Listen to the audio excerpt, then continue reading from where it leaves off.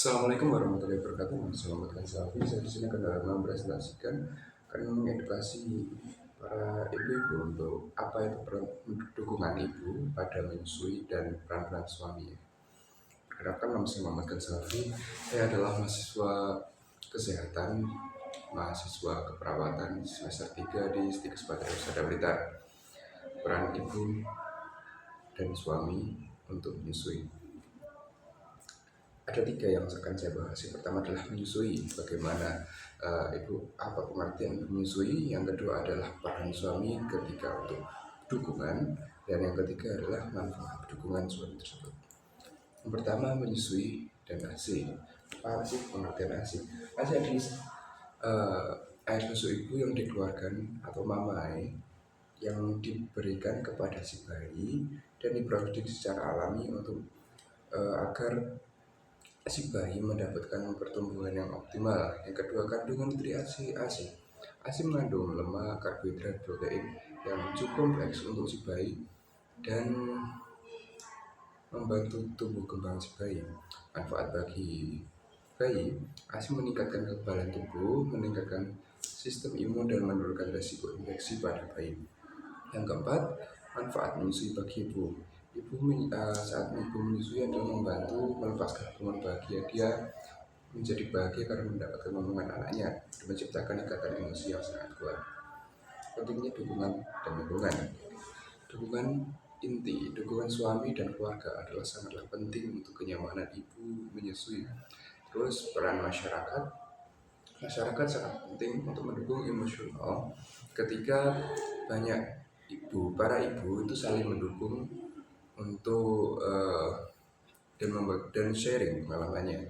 Fasilitas rumah dan menyusui, tidak dapat dipungkiri fasilitas rumah yang terus terpaut dengan kondisi ekonomi itu selalu berpengaruh di kehidupan ibu dan aktivitas menyusui.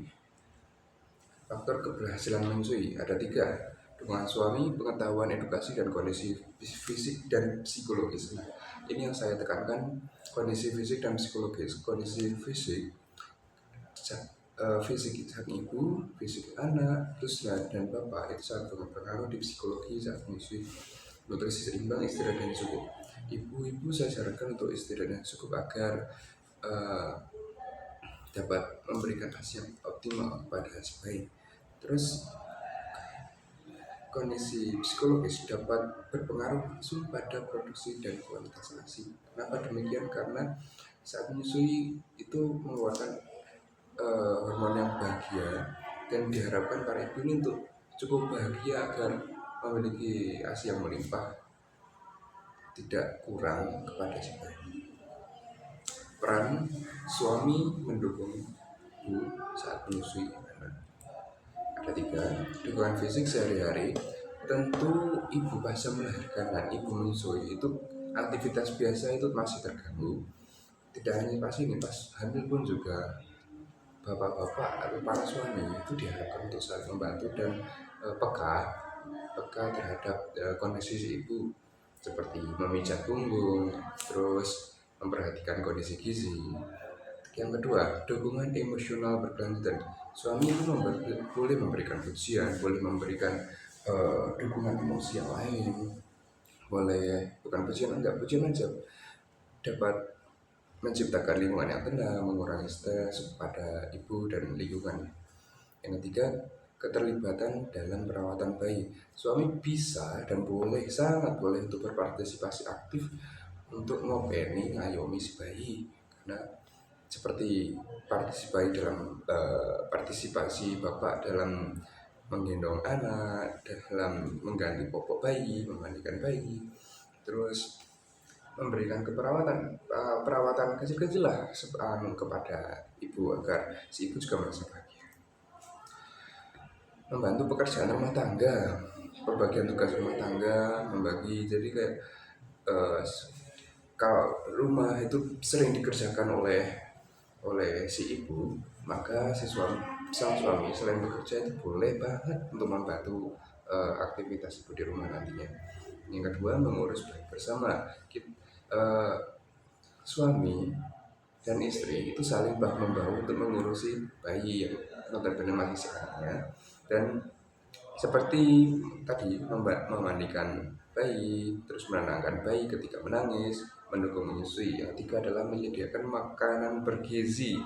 Suami dapat berperan penting dalam memberikan makanan bergizi kepada istri agar eh, sang istri mendapatkan eh, gizi yang cukup dan memastikan asupan nutrisi si anak juga cukup.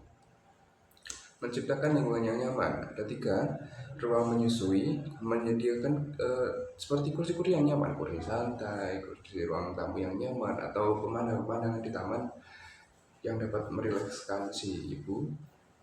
Yang kedua, suasana tenang dan damai. Ciptakan atmosfer yang bebas dari kebisingan, gangguan, mengatur pencahayaan yang tepat. Jadi itu agar si ibu tetap merasa rileks. Dukungan fasilitas pendukung seperti yang di bab pertama, tidak dapat dipungkiri kondisi ekonomi selalu berpengaruh terhadap ini. Manfaat dan dukungan suami yang pertama adalah peran hormon dalam produksi ASI. Dukungan suami akan menjaga keseimbangan hormon oksitosin dan prolaktin yang berperan penting dalam produksi pengeluaran ASI secara optimal. Yang kedua, mengurangi stres dan kecemasan. Yang ketiga, asupan nutrisi dan cairan. Ya, kita akan membahas lagi pengurangan stres pada ibu. Ada tiga, stres itu dapat menghambat produksi ASI. Mengapa saya mengatakan begitu? Saya setelah membaca banyak jurnal yang mengatakan bahwa orang-orang yang stres itu dapat, mengapa ASI kok cuma sedikit, terus kenapa si bayi nggak mau minum susu, itu ternyata stres. Pasti ada stres. Seperti kortisol yang menghambat produksi oksitosin. Terus teknik relaksasi yang efektif. Yang terakhir, menciptakan lingkungan yang tenang. Lanjut, memperkuat ikatan keluarga. Keterlibatan suami itu menciptakan dukungan emosi yang kuat antara ibu dan anak. Dukungan suami mendorong komunikasi itu menjadi komunikasi yang efektif di lingkungan keluarga. Menciptakan bonding ayah dan bayi, komunikasi antara ayah dan keluarga. Terus yang terakhir, menciptakan kenangan yang berharga. Itu justru menjadi mempererat kondisi keluarga, mempererat ikatan di keluarga, dan membangun vibes yang lebih positif. Terima kasih. Sekian edukasi dari saya. Bila ada salah kata atau ucap, mohon maaf. Wassalamualaikum warahmatullahi wabarakatuh.